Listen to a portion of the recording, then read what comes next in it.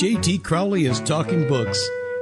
On this show, you'll hear from emerging talent and seasoned veterans from around the world.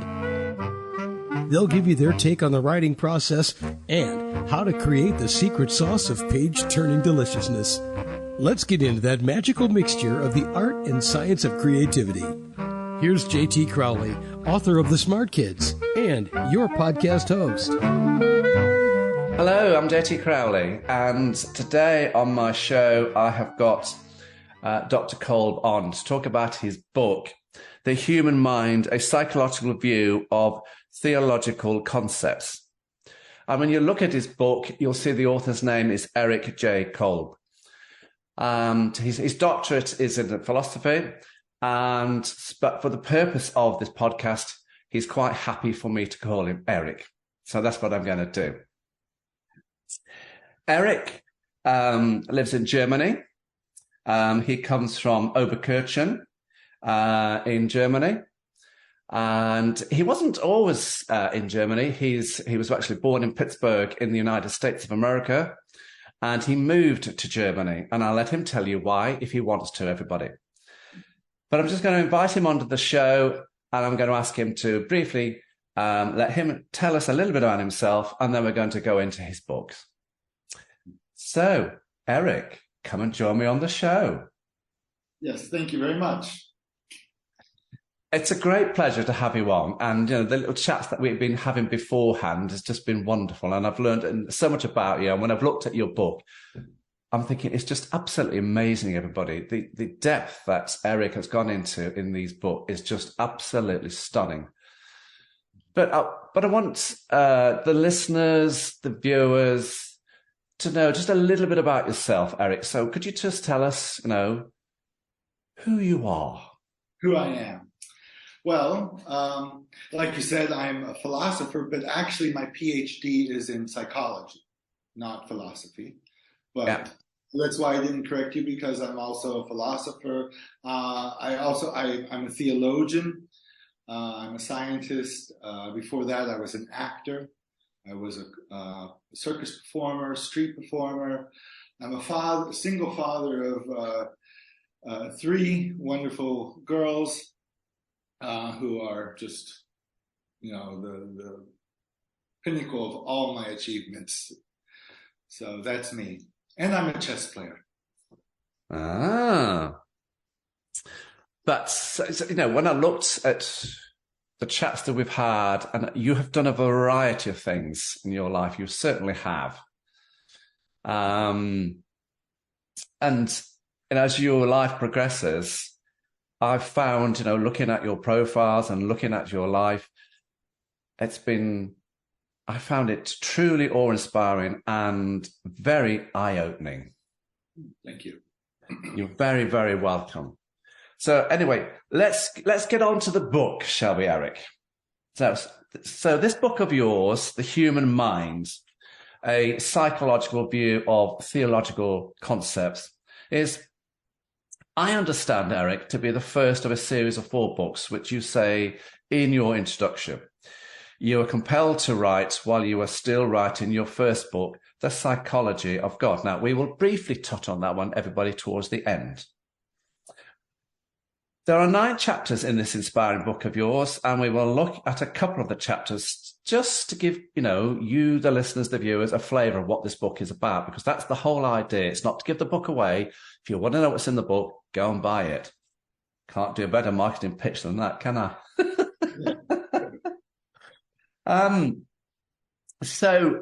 But before I open the book, I'm curious, I'm intrigued. You could say as to why have you written this book, basically? That's what I want to know. Why? Well, the simple answer to that, I just felt it as a calling of God to start writing. Also, I can't do anything else. One thing, when I was mentioning who I was, I didn't mention I'm also suffering from muscular dystrophy, because is that who I am? Or it's certainly a part of me, but not really who I am. But the simple fact of the matter is, the only thing that works on me very well is my mind and my fingers. on this hand. And I have to put the hand on the computer, and then I can type, like that.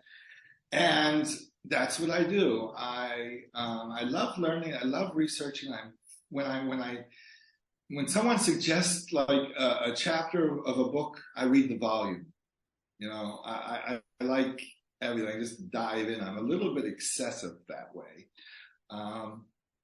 And I just started collecting information, and I learned how to, after I did my Ph.D., I realized, researching is fun. Finding things out is fun. When I find a question, then I dig and dig and dig until, I'm never satisfied with the amount of information, amount of knowledge I have about something. The more I learn about it, the more I learn, more questions I have about it, and it becomes a little bit of Sisyphusarbeit is German. There's never ending. It keeps going and going. I have a question, a research question, but that's the nature of science. You develop a research question, then experiment to test that question. You may or may not answer that question, but in the process, 100 other questions will come up. So if you are lucky enough to answer the one research question, you will probably also discover 100 more questions that you need to follow up on. So that's what I do. I research, study, and follow and follow and follow. So is this book of yours, The Human Mind, is this a collection of your research from both your scientific experience and your theological experience? Oh, it goes even back further to that, to my childhood, to my life as before I used to be an athlete. I used to run. Wrestling was my main sport, but I used to have strength and endurance. And it was during that time as an athlete that I learned to just work my butt off physically, train my body. And I apply the same kind of workout schedule to my mind and to my emotions as well. And I realized, the human is made out of heart, body, mind, and soul. And that became the central theme of this. And that was a chapter in my first book, The Psychology of God. I realized one chapter of the heart, body, mind, and soul is not enough to do the topic justice. And so I decided to write a book on each of these because they're separate but integrated to the point you have to look at it from each side. For example, in my book, The Human Mind, I have a chapter on consciousness. In my book, The Human Soul, I also have a chapter on consciousness. And it's the same topic, but from two different directions.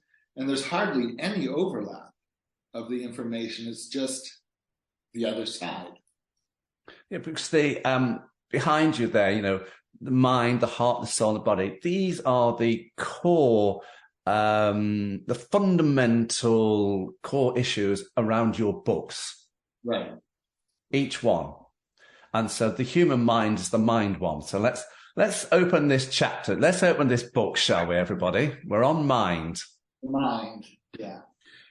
Eric, let's go to chapter 1.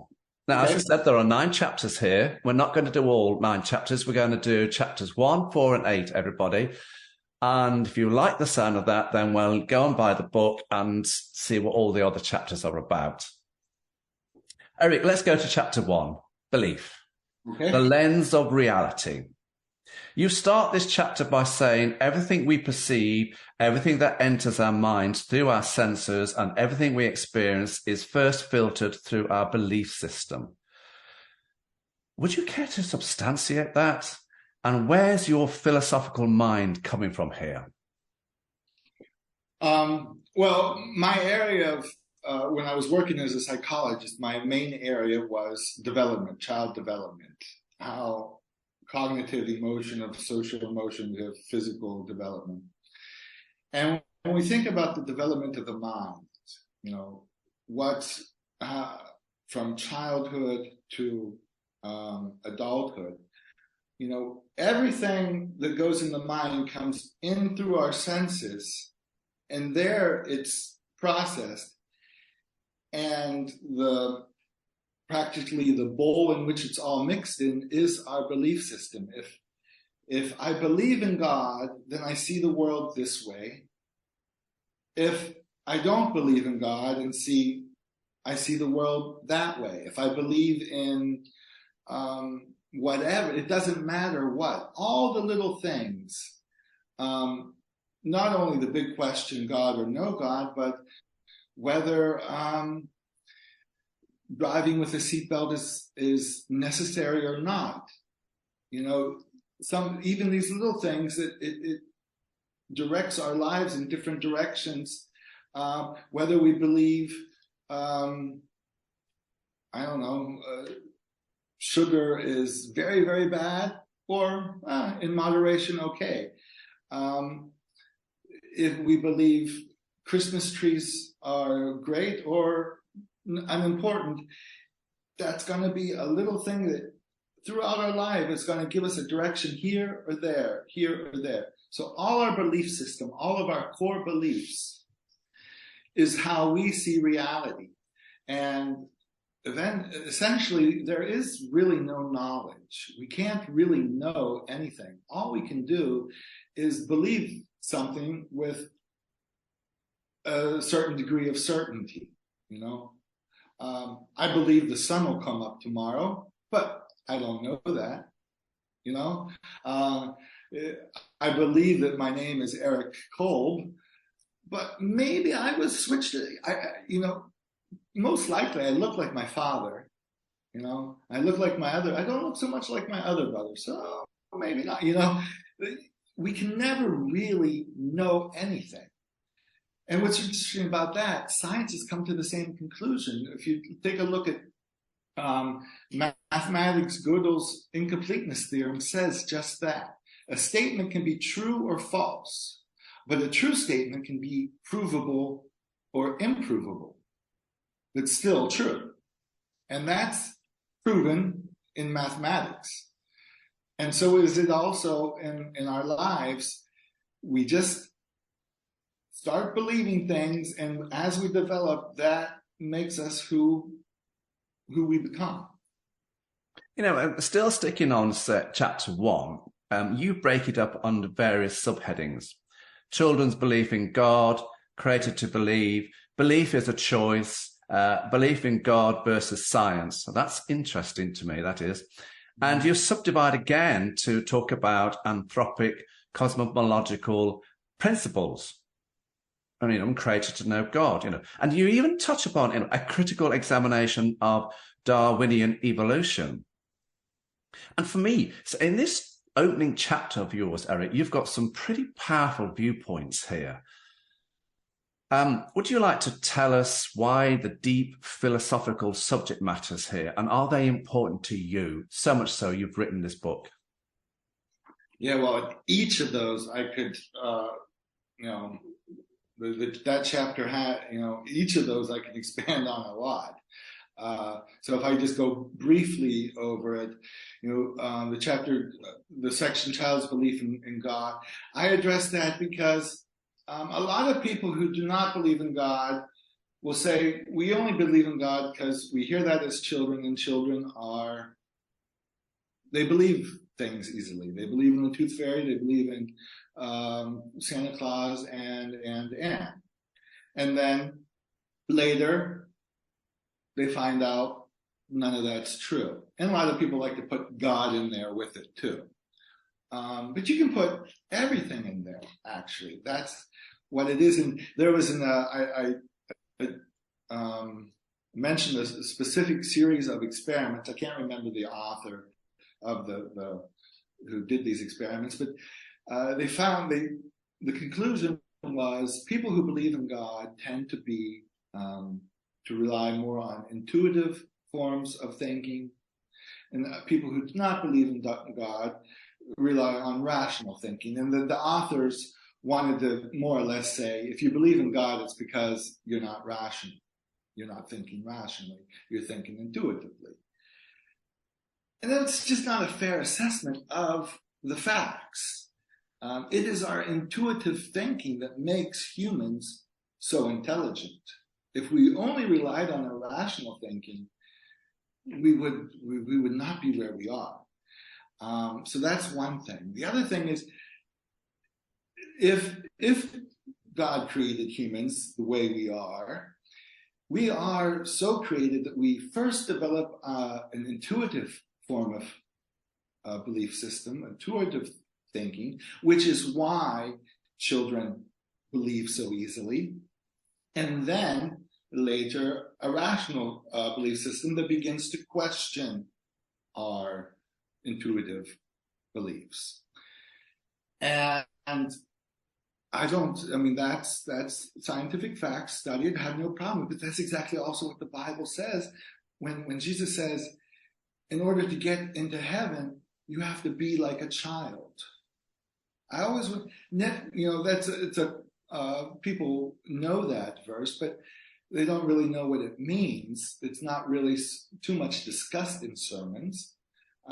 It's often said, oh, because children are just so wonderful, and they are. But at times, when it gets down to it, when I debate about the belief existence of God, you cannot know. He will not let himself know, because then what's the point of faith? What's the point of belief? There would be none if, he was on Twitter. He is actually. If God was like right there for everyone to see, we would not need to have faith, hope, or love. Everything would be irrelevant as life is now. That's going to come, but we have to get to that point as a society. So it's important that we understand we are created as humans to want to believe in something, in anything. And we hear the voice of God calling us this way. We hear the voice of money pulling us another way, or sex, drugs, and rock and roll, or whatever these days. Everything's pulling us in different direction. The question is, what are you going to listen to? Where are you intuitively? Because then you can't rationalize. Who do I listen to? This person or this person or this person? Am I really going to research everything person A says against person B? Well, you probably should, but no one does. They just, they go this way, or they go that way. It's a bit like, isn't it? You're in a room and there's lots of doors to that room. Which door do I go through? Yeah. And so essentially belief is a choice. People choose to believe what they want to, and then they look for evidence to support that belief. And I do the same thing. Even as I pointed out in the book, I'm doing the same thing in that book, but at least I'm aware of it. And although faith has to be blind, it does not need to be ignorant. That's why I've studied Darwinian evolution. I've read from Christopher Hitchens and Richard Dawkins and Klaus Lawrence, three world famous atheists. And I've learned more about God from them in the last 10 years than I have in Sunday school, hearing the same thing over and over there. I don't just listen to what people say that agree with me, because I'm not going to learn anything. They're saying the same things I already believe. I want to hear what the other people are thinking. You go and search things out. Exactly. And so is my faith. It's just as blind as anyone else who never opens up any book. Mine's not as ignorant. I understand science. I understand how the theory of Darwinian evolution came about. And the reason it came, the research question for Darwinian evolution was, how could life have come to be if there were no creator? So they take the fossils and say, well, we have all these fossils. If we put them in like a tree format so that one comes into the other, then this is how it could have happened if there were no creator. But that's the premise, not the conclusion. That's where they started, and then they began thinking.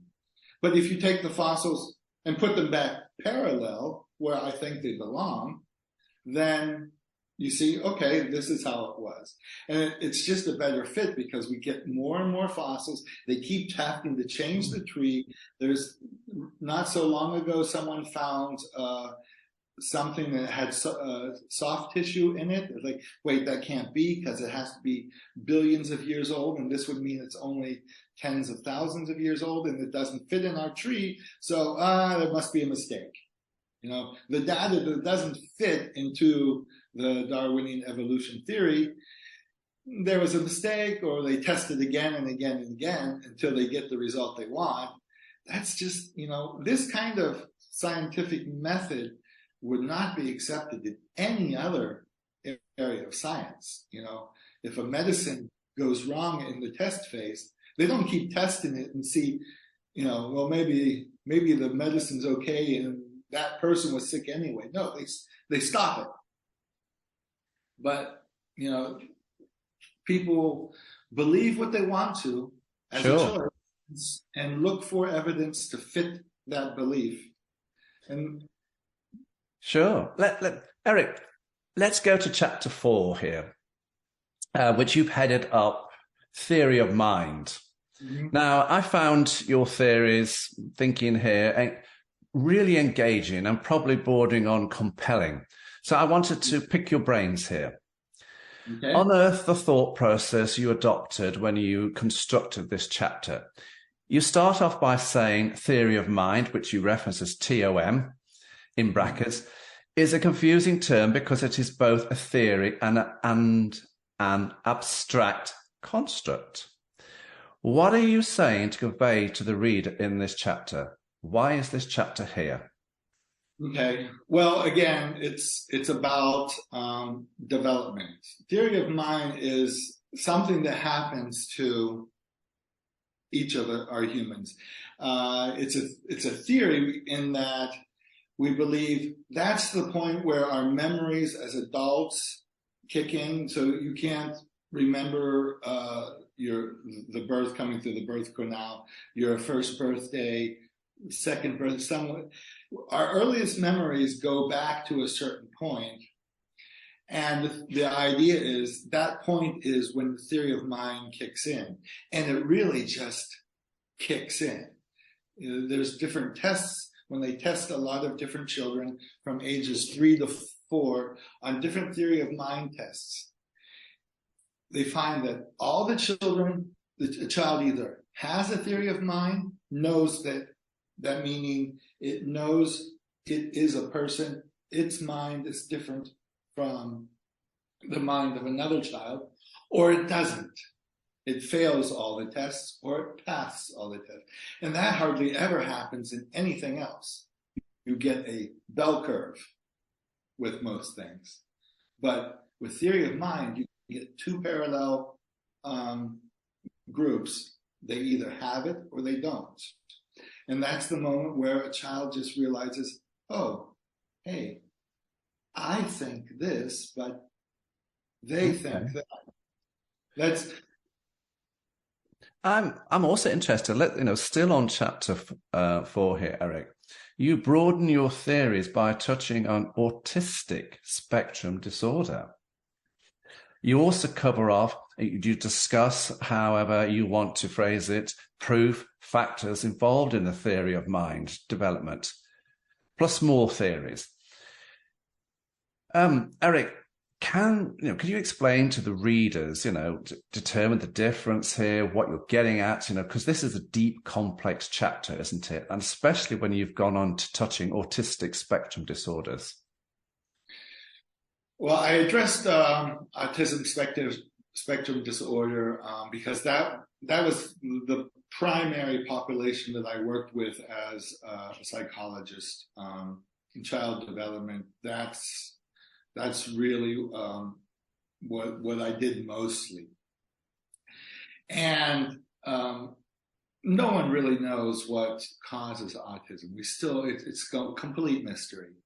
Um, it's not vaccines. I'll go on the record and say it's not vaccines and say that. But No, it's not. a lot of people think it is, or gluten or whatever. We don't know. The simple fact is we don't know. It is linked some way, somehow, with theory of mind. That children with autism don't really understand that someone else has a different perspective. We notice in that's so I addressed autism to actually describe theory of mind and the behavioral problems that arise. For instance, playing a simple board game. A child without theory of mind will get really upset when they lose a game because the child wants to win the game and doesn't understand that everyone else wants to win the game. I want to win the game, so everyone else should want that I win the game. And if I don't win the game, something's gone terribly wrong. You guys didn't play right, because that's not the way it's good. They don't understand.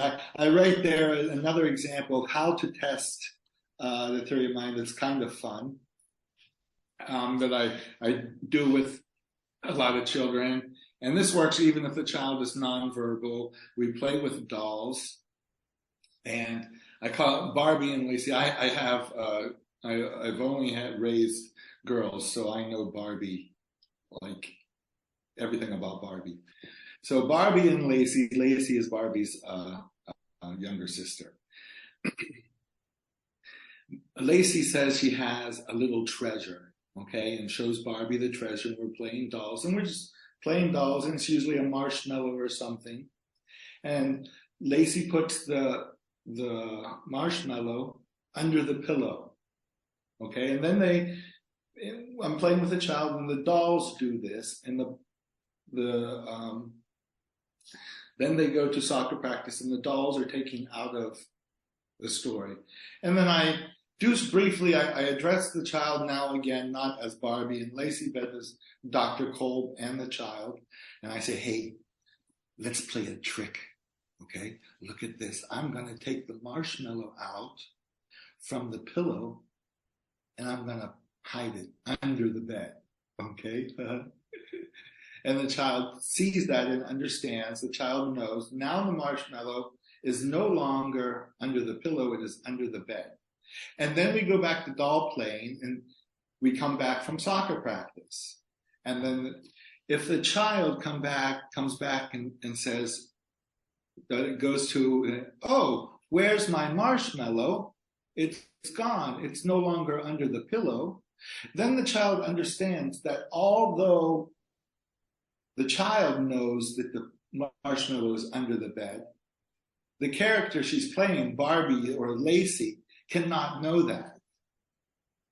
But if a child does not have a theory of mind, she'll come back and say, oh, my marshmallow, wonderful, I can eat that now. And goes right under the bed where the Barbie cannot know that it's under the bed. That's essentially what theory of mind means.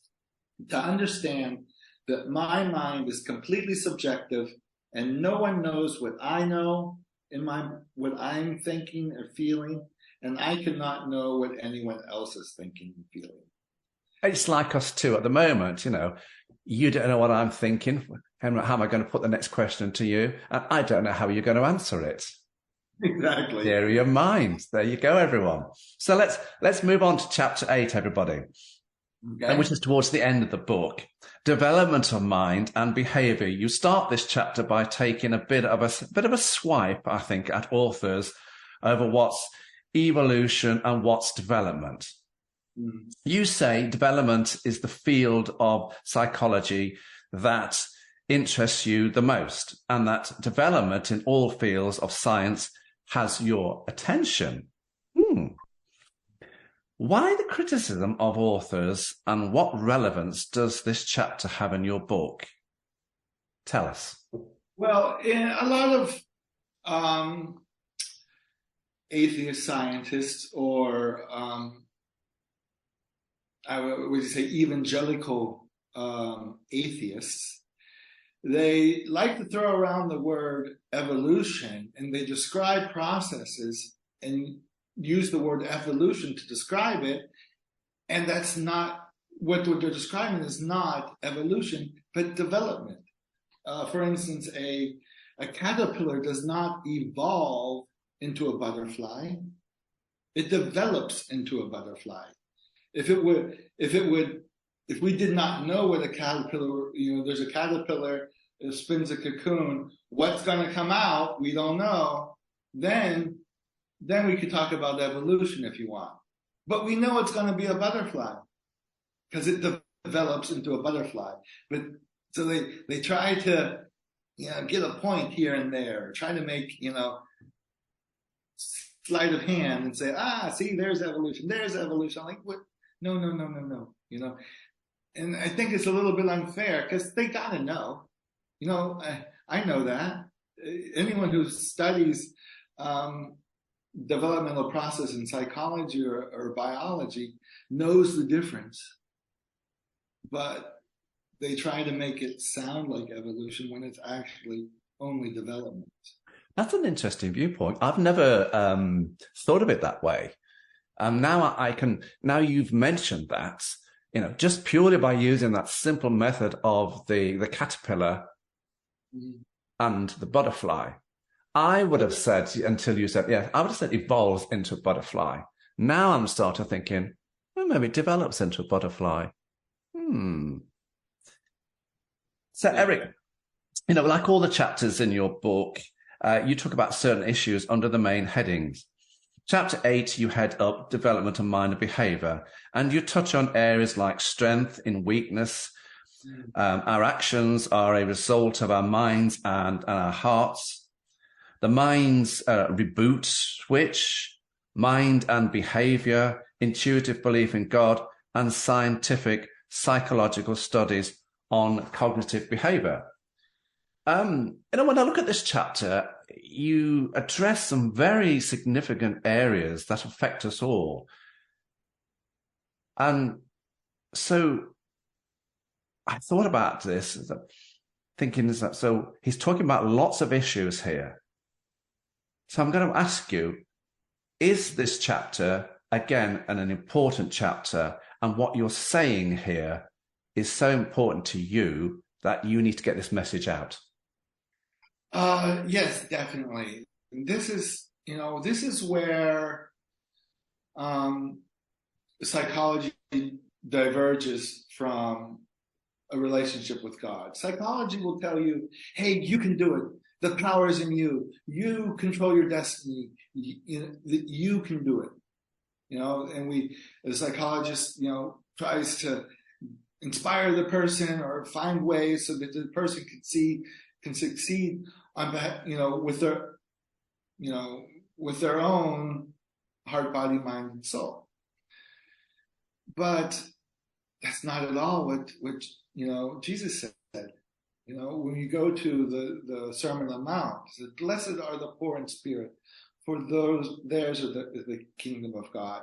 What it means to be a Christian means to admit, damn it, I can't do it.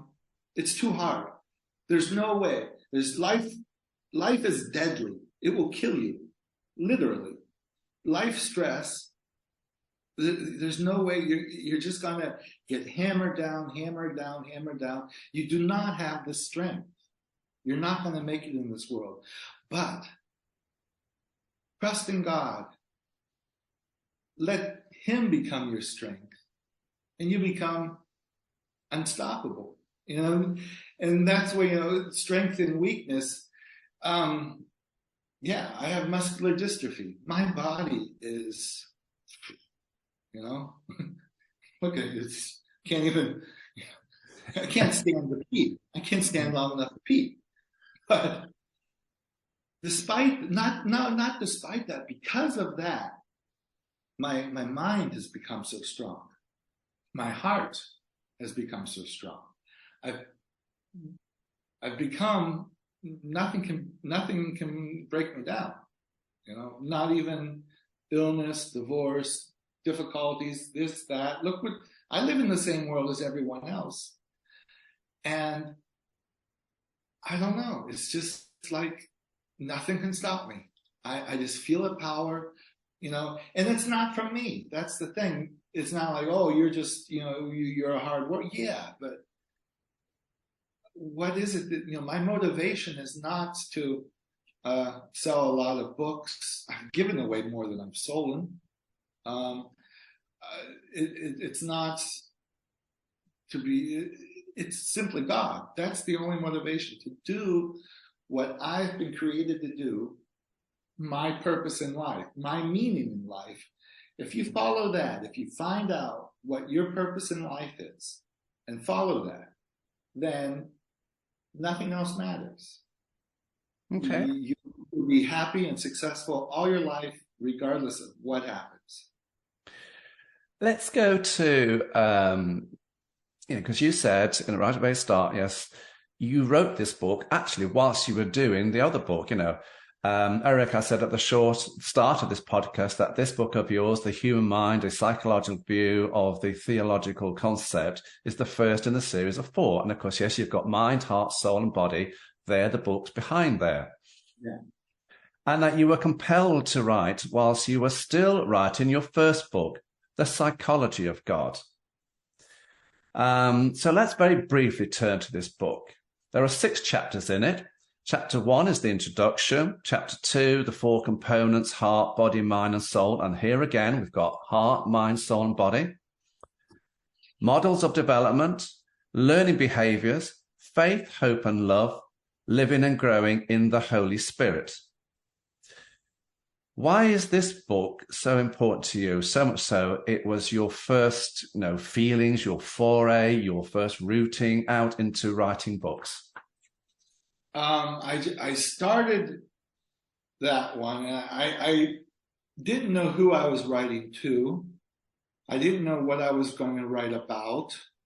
I just knew I was going to write. And the method I used to put that book together was I first I made a list of different concepts that one could view from both a psychological and theological perspective: development, prayer, religion, belief, just a list of those.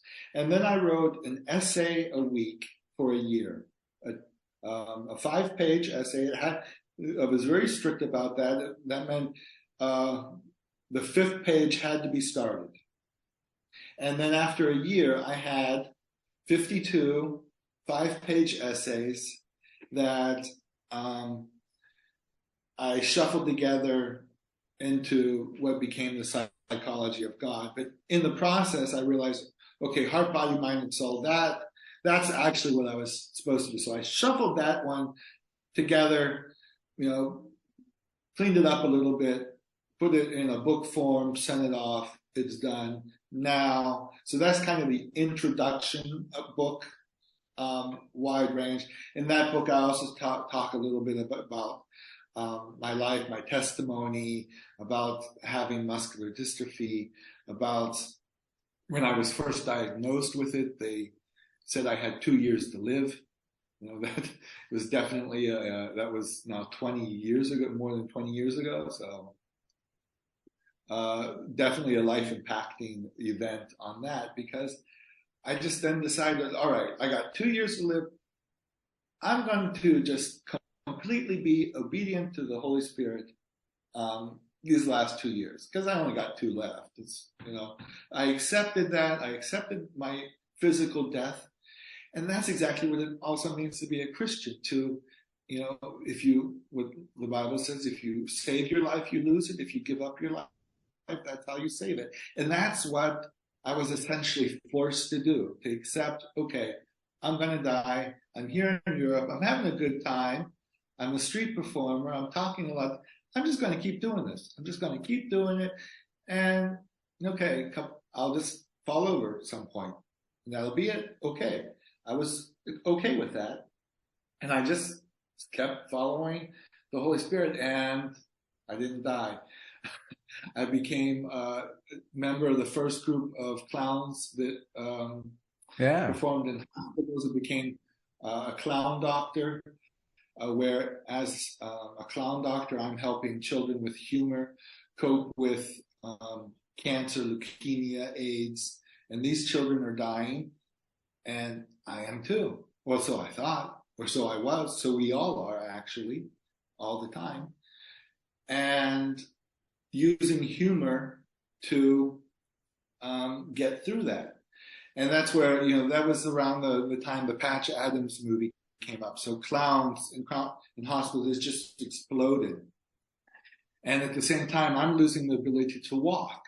I can't stand on stage, and I know my career as an actor and performer is over. My juggling career was already gone as a circus performer because I only had one arm then. The other arm stopped working. So I said, all right, if humor is the best medicine, then I'm going to study it as medicine. I want to know how to prescribe it. I want to know the right doses. I want to know for what it's good, where to use it.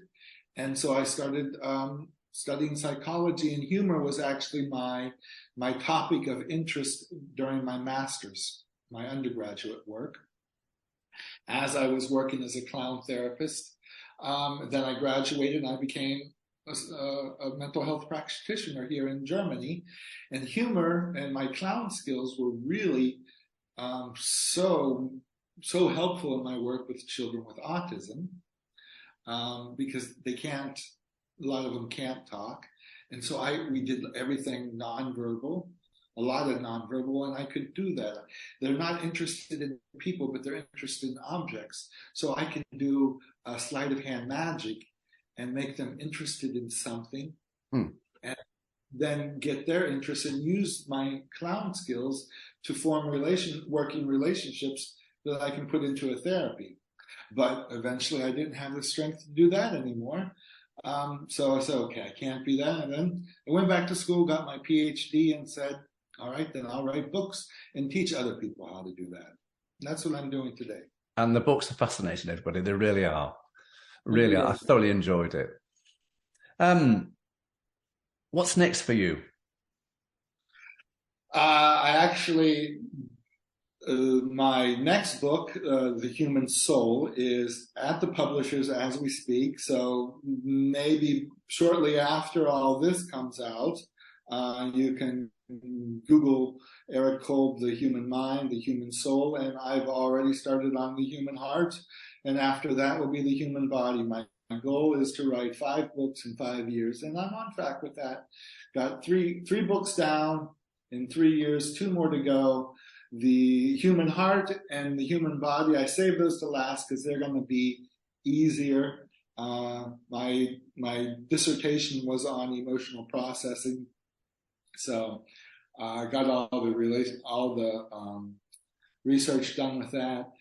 And by the way, all of my work is written scientific based. I use peer-reviewed articles only. And all these books, except for the Human Body, I'm going to step away from that, and I'm going to talk more about this. Yeah, why not? This thing here, because there's no, that's what I know a lot about the body. Talk from the personal experience. Who do you see as your market for your book, and more importantly, who do you want to read your book? My market is prideful human knowledge. People who, like I said, belief is a choice.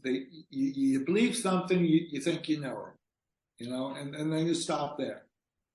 How often, every adult knows, who has a teenager, knows you think you know everything at some point, and then you realize you don't. You don't.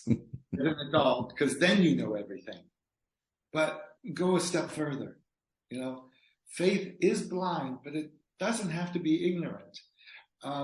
So think critically about everything. Whether you believe in God or don't believe in God, think critically. Question. People like to say, doubting Thomas is sometimes gets a bad rap. Don't be a doubting Thomas. Why not? Jesus wasn't upset when Thomas said, "No, I'm not going to believe until I see the scars in his hands and the wound in the side." When Jesus then appeared, he didn't go, Thomas. He wasn't upset. He said, "Look, here. You can see him? Now believe." And he also went on to say, I believe, that said, yeah, you're fortunate enough to be able to physically see me, yes, and believe. But those that are coming in the future won't be able to see the physical side of me. And so it's up to them to believe. Isn't it? Right. But we can, Oh, yeah. Science studies God's creation. Theology studies God. And either way, you can find God through science, or you can find him through the Bible, or you can find him through nature or family or whatever, because or through life. Dr. Kolb, thank you so much for this fascinating interview. I've thoroughly enjoyed reading your book. It certainly opened up my mind. And everybody, if you want to, go and research him, go and have a look, go and look at his books, bookstores, Amazon, wherever you want to go and find it, go and have a look. And so as I end the podcast, everybody, as I normally do each time, I'm JT Crowley. Thanks for listening, watching, wherever you're in the world. So until next time, stay safe.